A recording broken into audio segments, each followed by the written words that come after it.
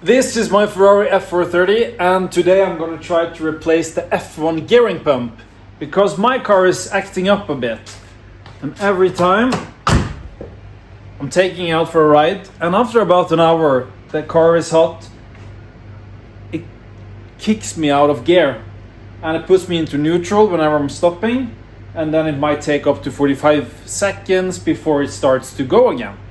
It doesn't matter if I try to turn on or off the car. It will take about 45 seconds. And I do also have a warning light for the e-diff. We have disconnected it by using a bypass product. One of the reasons that the e-diff light is there is because there is not enough pressure inside the F1 gearing system. Hopefully this will help me on the way, because I bought the car a lot cheaper because of this. So let's try to fix it. We're gonna start by replacing the pump. And the instruction tells me to remove these bolts. And I guess that's the round one. So we're gonna start by doing that. That is really stuck. Oh, this one is at least coming. Yeah, first bolt is off. I don't know what we're gonna do with that next one because I can't get it off. Jesus Christ. It's funny how this was supposed to be a very quick video, me just taking out 2 bolts, showing you how easy it was to change the F1 pump, and of course there's one bolt that's not coming out. And now I have to figure out how to get it out. Should we cut it off? Then I can't get it back in again because I'm missing a bolt. Let's see if we can find another solution. Well, I hope this just goes out by itself. I also had to remove this bolt right here, this one, and a clip. Here is also a screw. There's also a bolt right here that holds the electrical connection. So far we have removed this bolt. Now we need to remove the 2 here at the lower end of the pump. I did hit it. Just have to use an extension. Oh, vad den fick alla. Not good, Sven.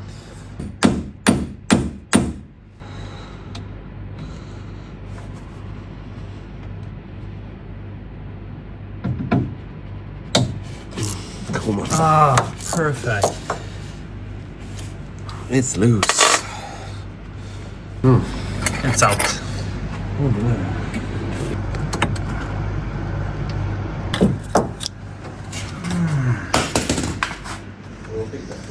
And it's out.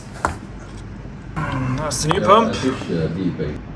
I'm just gonna take out this one and I guess this one as well. Just transfer whatever that's there. Just do that for a moment. And we're back. So now it's time to get everything back again. There was one of these plates that's, I guess, is between the electrical pump and the gear pump. So make sure that this is seated correctly. And we're gonna now try to install it back again.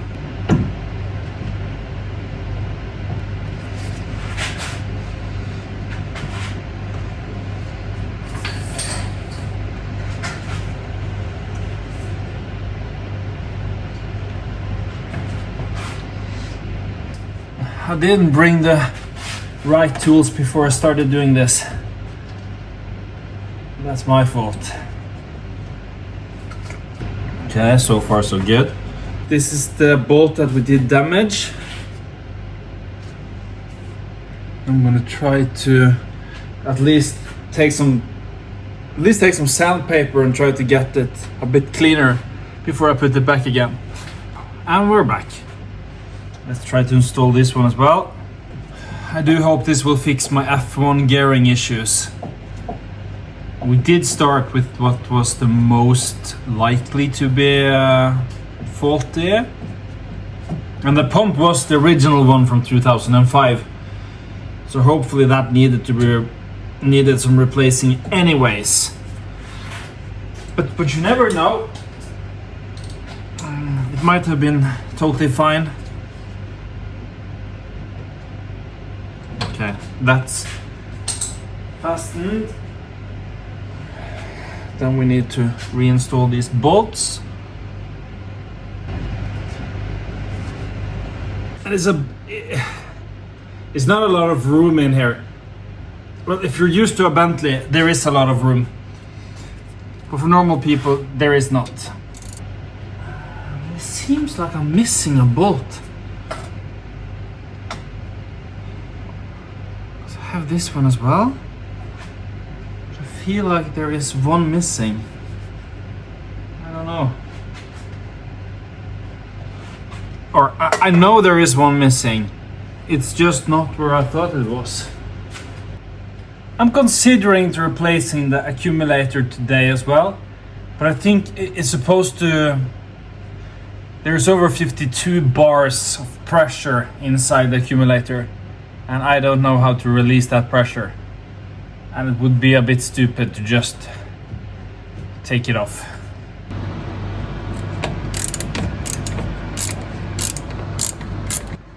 And by removing the filler tank, might get a bit better access to the accumulator.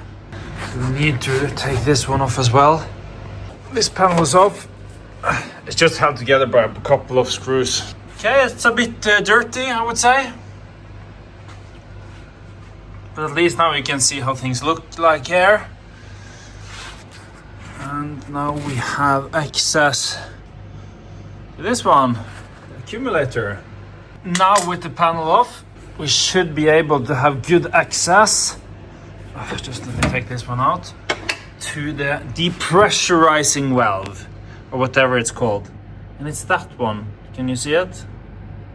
The one that's going to use a flat head screwdriver. And this accumulator tank is supposed to hold over 50 bars of PSI. So hopefully it's now been a day. It's been sitting for a day. It should have been depressurized a bit by itself, but we're gonna also try to use this to get out the rest. You wouldn't believe how stuck that shit is. Oh, oh my fingers. Oh. Ah. But I did get it. It's loose. Jesus, has nothing to do with this.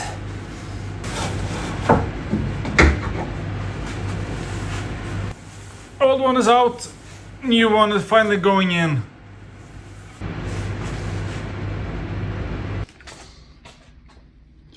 Ooh, that's supposed to be blood red, not brown. Yikes. I did also get some new fluids for it. This is supposed to be way better than the one that Ferrari is recommending.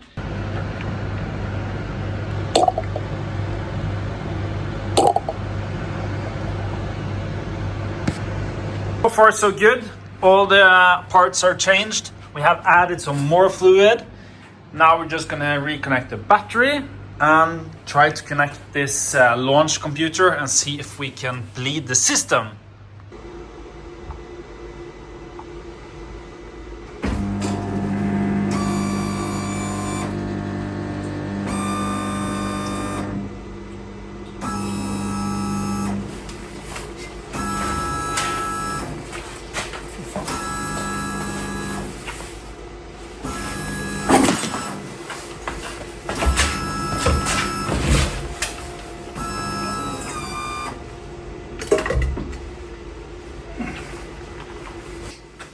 It went everywhere. I kid you not. Ugh. Damn it. Even though it became a huge mess and it went everywhere, it is bled, so the system is now working as it should. There are still some more cleaning for me to do underneath the car, and it's hard to see. Can we see? Let's find some light.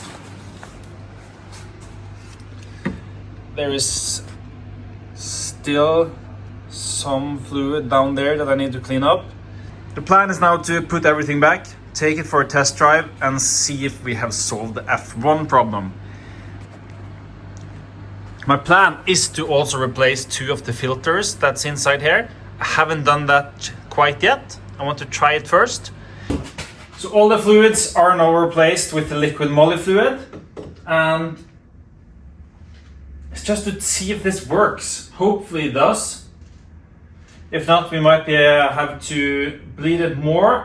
But let's get everything back and try to take it for a test ride.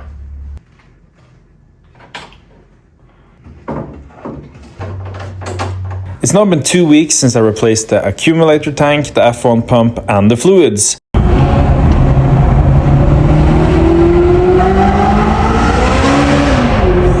I'm happy to say that the car no longer jumps into neutral.